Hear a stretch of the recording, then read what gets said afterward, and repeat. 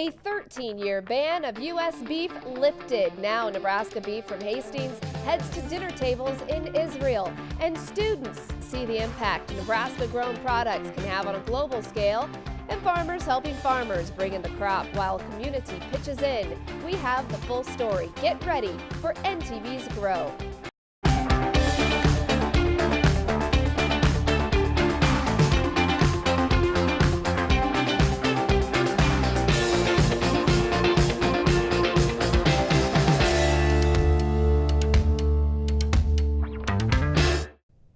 Nebraska beef going global. A Hastings company celebrates a milestone, shipping U.S. beef to a country that hasn't had it in more than a dozen years. And it starts a partnership that would create jobs. WR Reserve will send the first shipment of U.S. beef to Israel. This hasn't been done in 13 years because of concerns about a case of mad cow disease in Washington state.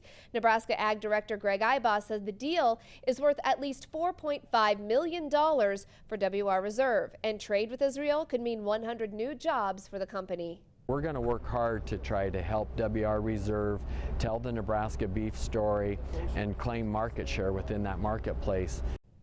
WR Reserve will start with 200 head of beef and is the only Israeli-approved kosher beef facility in the country.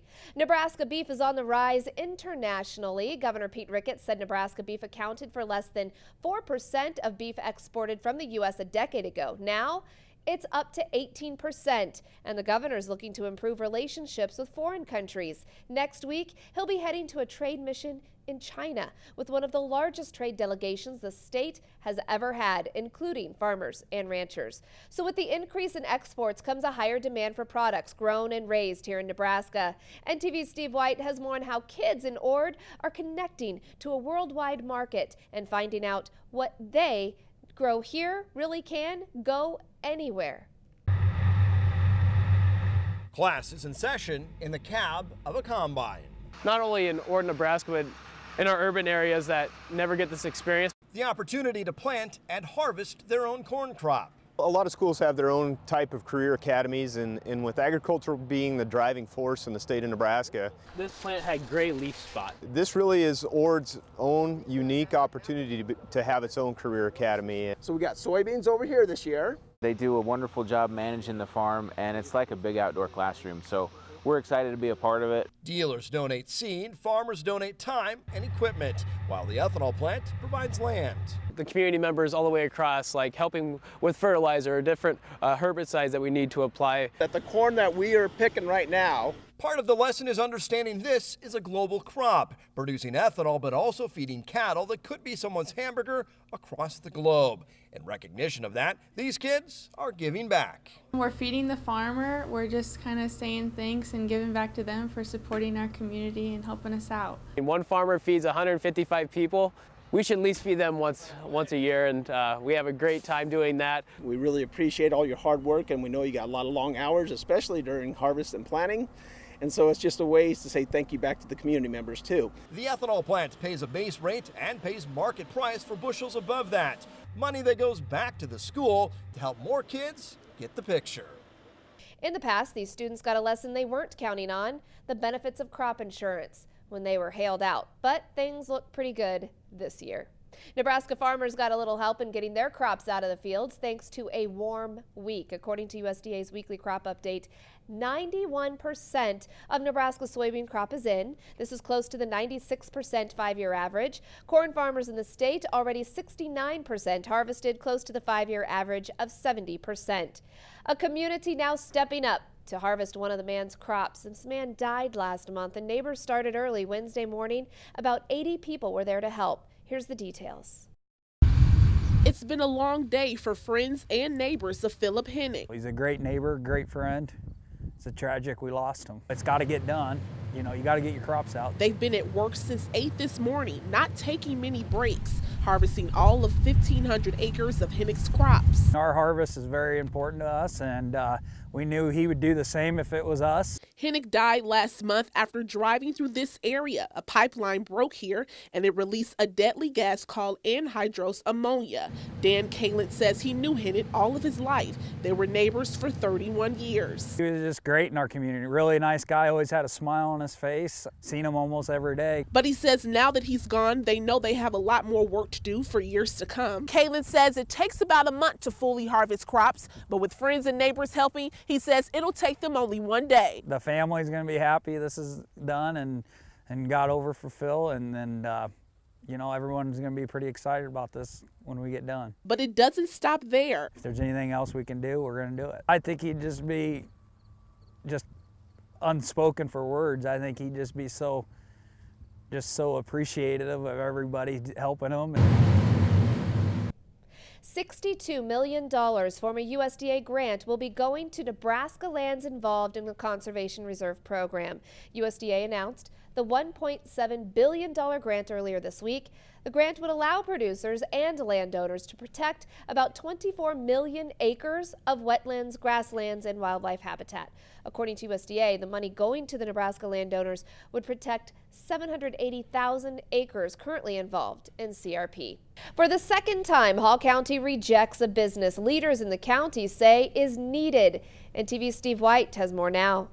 I am not in favor of it. I don't want the stink. Chad Ruda listens with his head down. As for nearly 2 hours, person after person speaks out against his proposal to build a livestock trailer washout near Grand Island. There's no way he can live next to that smell.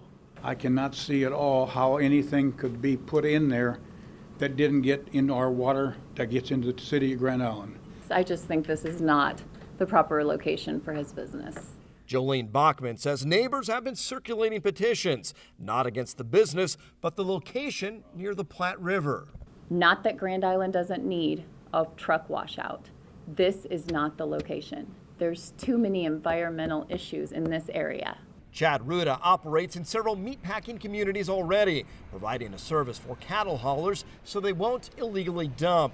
His first attempt in Hall County near Doniphan was rejected, and he thought the location just west of the busy Bosselman truck stop was perfect and seems to be at a loss with a business county board members say is needed. I'm just looking for a spot, and the more we open discussion, the more we talk about it, the more people come up and say, hey, what about here? What about there? Ruda says there would be a plastic liner and test wells, plus leakage detectors, and manure would go through a treatment process before being applied on area farms. But neighbors said there were too many issues, and the board agreed, with just 2 votes out of 7 in favor.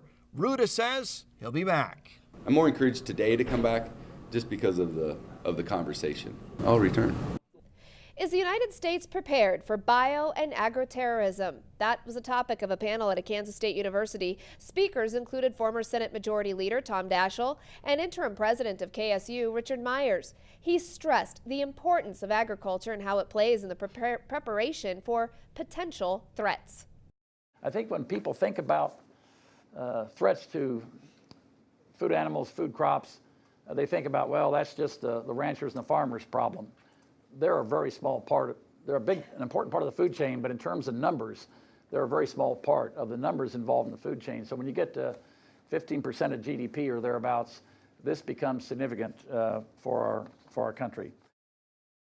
The group discussed a 2015 report saying the U.S. is still vulnerable to biological threats, including biological weapons and threats to agriculture. We've been warned. And as you know anything about the current threat from Al-Qaeda, ISIS, and their ilk is when they say things, it's because they're thinking about them. It's probably because they're planning them. And it's, as the senator said, it's not if, it's when this is going to happen, and then will we be prepared? The Bipartisan Policy Center also sponsored this event.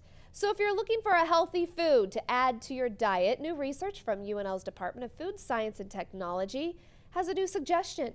According to a new study from the department, adding Great Northern beans on a diet should not only stabilize your weight, but could also prevent fatty liver disease and high cholesterol that occur in high-fat diets. Researchers say the fiber and other nutrients in the beans are likely working together to stabilize weight and lower cholesterol. The studies were done with a raw Great Northern beans, so researchers say more studies are needed on the use of cooked beans.